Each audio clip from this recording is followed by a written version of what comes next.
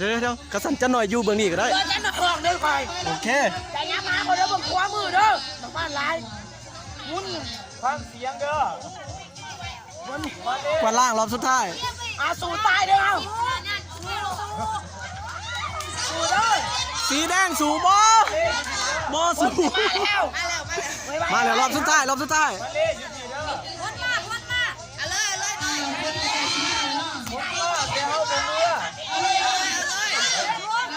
ใจสิจบแล้วเฮ้ยน้อยเดียว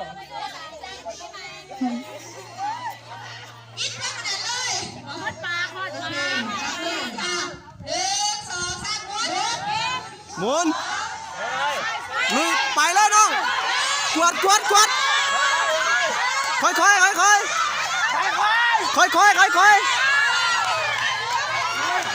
แถวตีนน้องแถวตีนหัวเข่าใกล้ค่อย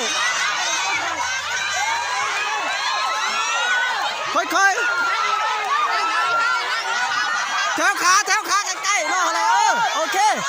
เอาอีกค่อยทางหน้าน้องทางหน้าใกล้ๆกับหัวเข่าทางหลังค่อย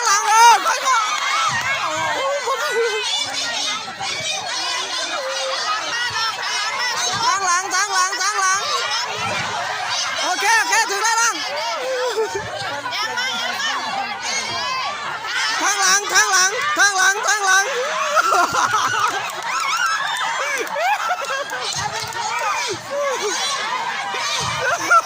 มันสิหักกันแล้วแม่ละน้องค่อยเอาเดี๋ยวไว้เอาเอกทางหลังน้องทางหลัง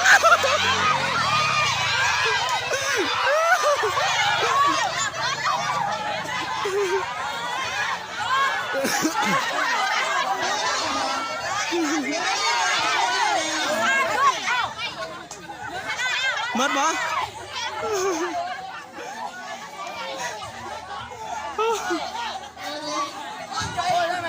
คือนกฟ้านี่นั่นน่ะเป็นโปรเต้มาตัวทางเขาร้ายอยู่นะคะไปย่างเขานั่นน่ะคนนั่นน่ะไปย่างเขาอยากแพ้อยู่เลยว้าเจ้าได้เลยทีแรกแพ้2 ล้านเลยไอ้ดอกไข่2 ล้านไปแพ้ก็ได้ชนะ6 แก้วนะ